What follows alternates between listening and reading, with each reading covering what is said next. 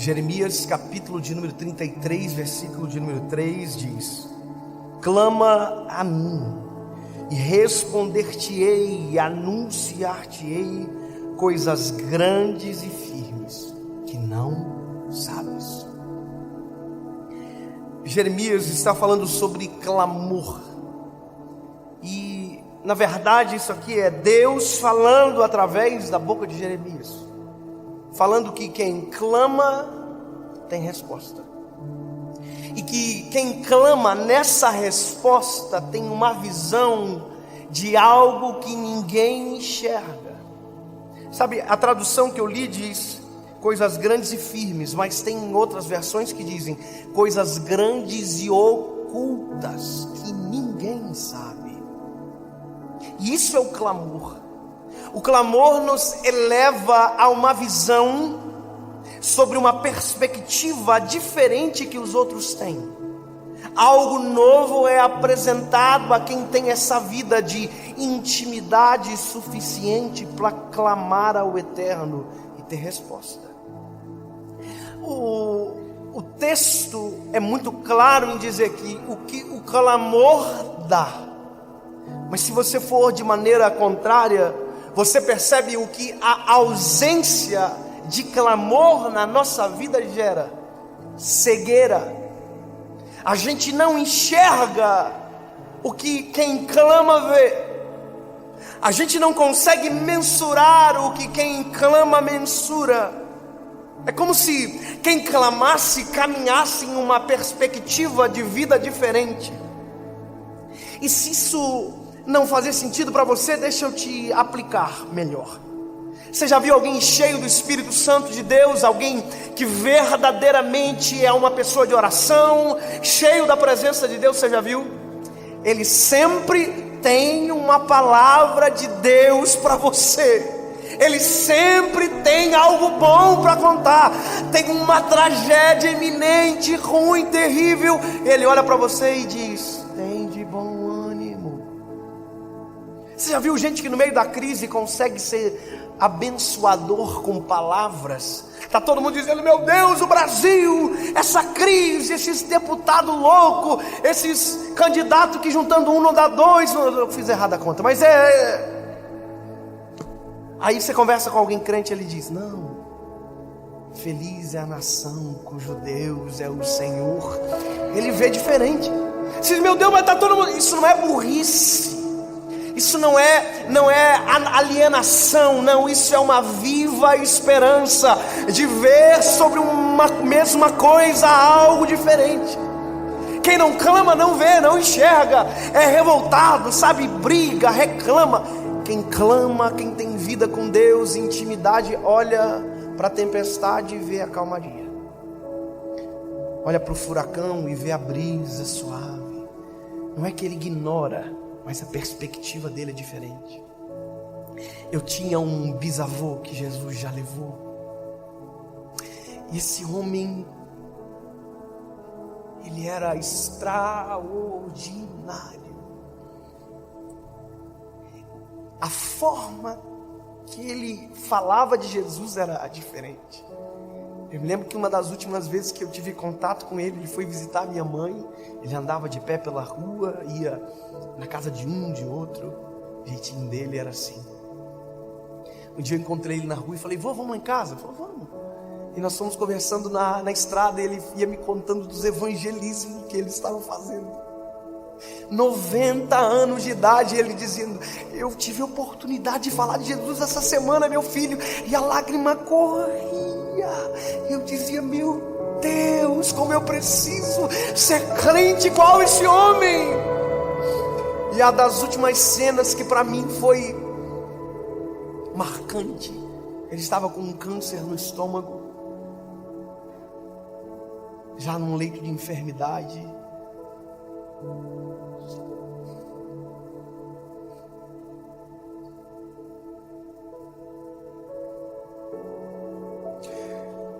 A cena é muito viva na minha cabeça.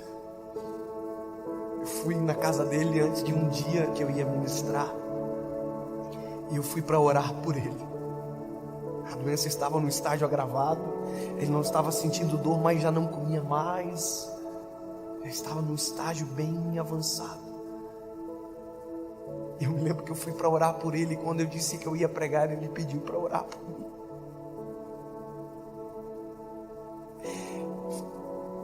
Ele já não falava mais tão bem, mas a atitude dele era gritante. Ele pegou a minha cabeça, trouxe até o peito dele. Já estava magrinho. E eu ouvi ele chorando e falando em línguas e dizia: Jesus, usa o David.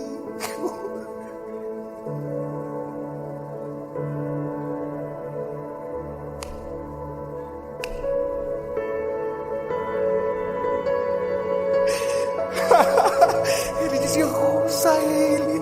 E eu dentro do meu coração, mas fui eu que vim para orar por ele. Usa o Deivinho. E ele chorava e falava em línguas. Deixa eu te dizer uma coisa: quem clama vive uma perspectiva com Deus diferente. Quem tem vida com Deus é diferente.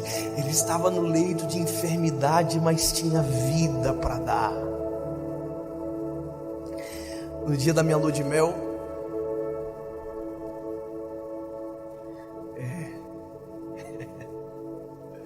nós fomos para Buenos Aires. Obrigado por valorizar a minha viagem. 5 dias de muita economia. Mas a gente tinha muita novidade, né?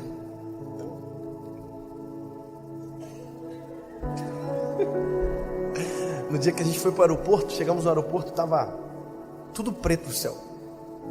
Eu pensei que o avião não ia decolar aquele dia, justamente na minha lua de mel. Pensei, mas pobre é muito azarado. Aí eu tô lá para pegar o voo. Pensei, não vai dar para voar, não vai dar para voar. Entramos no avião e o avião decolou. Falei, Jesus. No meio da tempestade, o avião subiu, passou a tempestade e um céu azul se abriu. Um sol lindo abriu. Irmão, no dia eu não vi nada, porque eu estava emocionado com muitas outras coisas. Mas a minha Cybershot, ninguém sabe o que é uma Cybershot. Registrou tudo. Quando eu cheguei em casa, fui ver as fotos e comecei a ver tempestade, tempestade, céu azul. O que muda a nossa perspectiva sobre a mesma realidade é da onde a gente olha. E o que muda a nossa perspectiva é a intensidade do nosso clamor. O clamor é um avião que te leva acima das tempestades e que todo mundo está morrendo de medo, mas você vê tudo claro, transparente, limpo, e ninguém vai entender. Mas Jeremias capítulo 33 verso 3 diz: clama-me, eu vou te responder e vou te mostrar algo grande e oculto que ninguém sabe.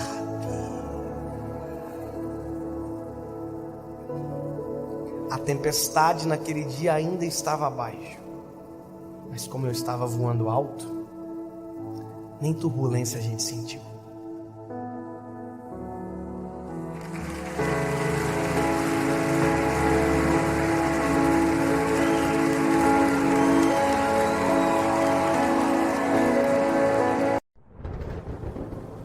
Livro de Jó, capítulo de número 1, versículo de número 6, diz a palavra: e vindo um dia em que os filhos de Deus vieram apresentar-se perante o Senhor, veio também Satanás entre eles. Então o Senhor disse a Satanás: de onde vens? E Satanás respondeu ao Senhor e disse: de rodear a terra e passear por ela. E disse o Senhor a Satanás: observastes tu o meu servo Jó? Porque ninguém há na terra semelhante a ele, homem sincero e reto, temente a Deus e desviando-se do mal. Esse texto, quando eu li ele pela primeira vez, eu entrei em desespero, eu fiquei chocado, porque toda a construção que eu havia feito sobre essa história durante a minha infância, a minha adolescência, acabou quando eu li o texto.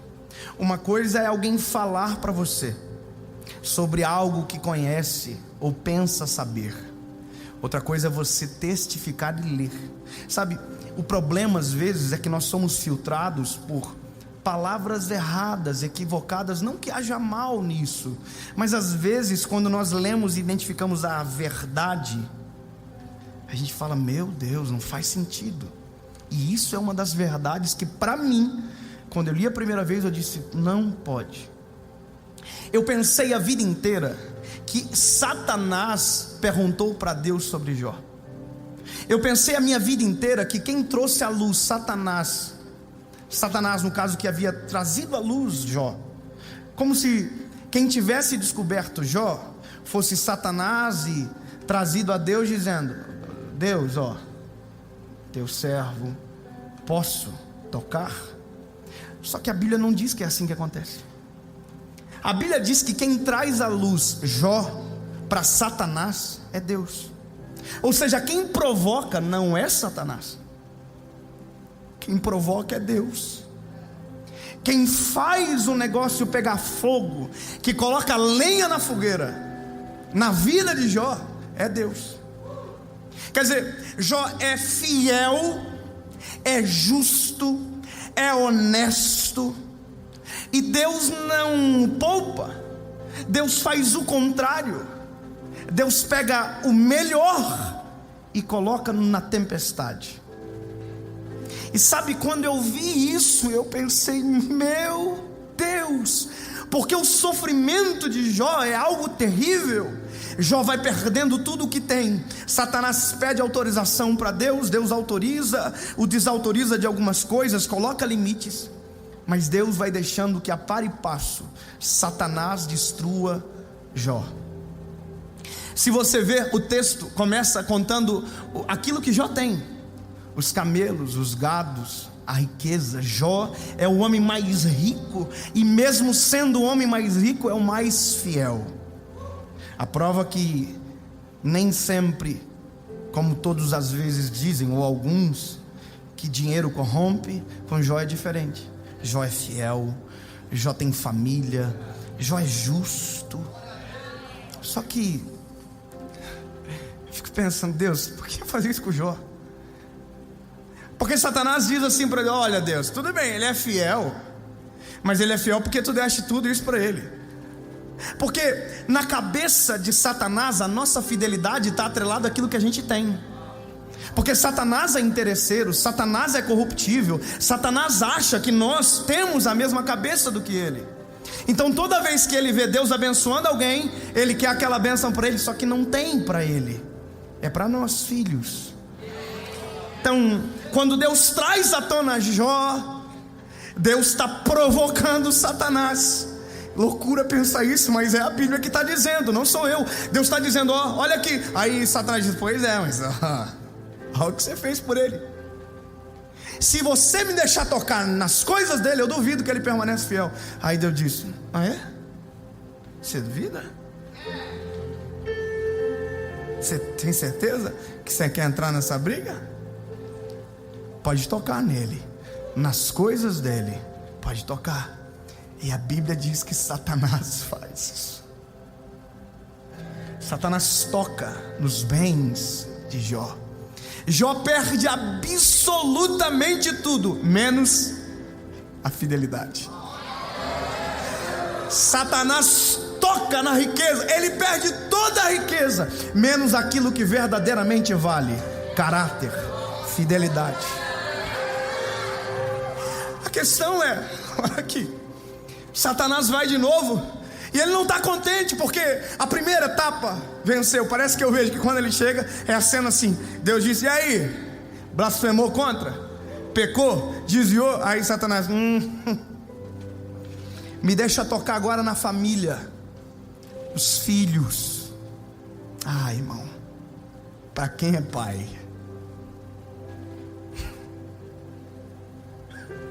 Quando eu li isso, eu fiquei com muito medo. Falei, Deus, não vem testar aqui não, por favor, porque eu estava entendendo errado o negócio.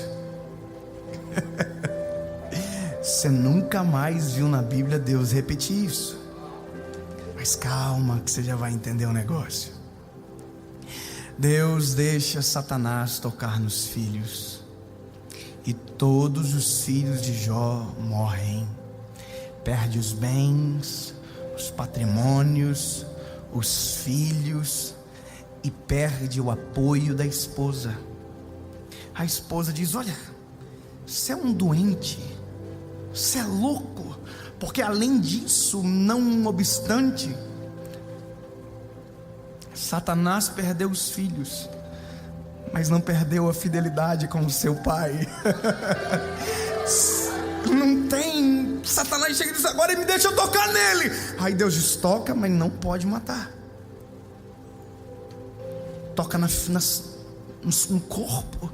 As feridas, a Bíblia vai dizer que são tão profundas que Jó coça com um caco de telha.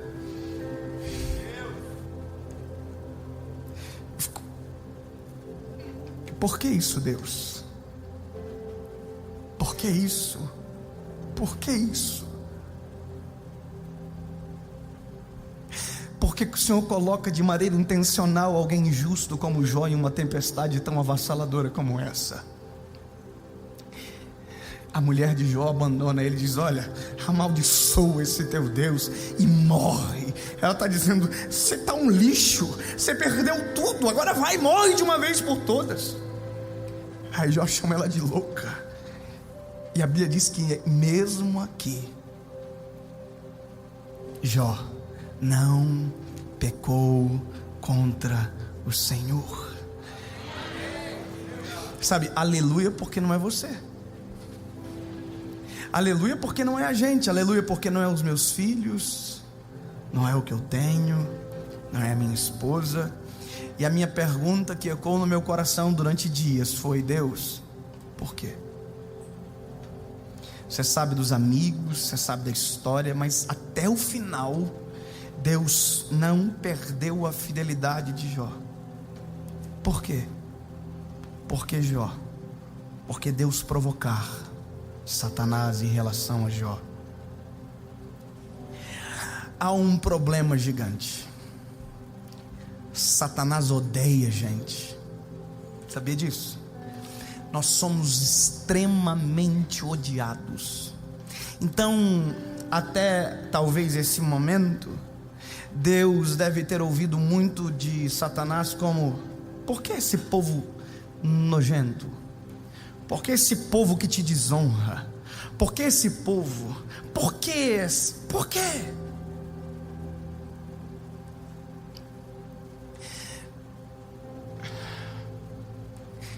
Aí Jó apresenta-se na história.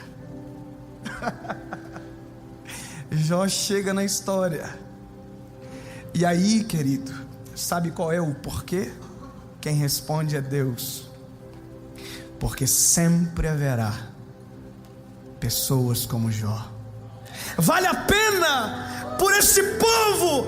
Deus usou Jó para construir uma história de defesa sobre nós. Jamais Satanás vai poder tocar em nós com a desculpa contra a nossa fidelidade, porque uma vez Deus já provou para ele: sempre haverá os fiéis, sempre haverá os que não me abandonam, sempre haverá os que não me esquecem, sempre. E é por isso que vai chegar uma hora da história que eu vou enviar o meu filho, e ele vai morrer por esse povo. Terá os infiéis, mas eu sempre terei os meus Jós.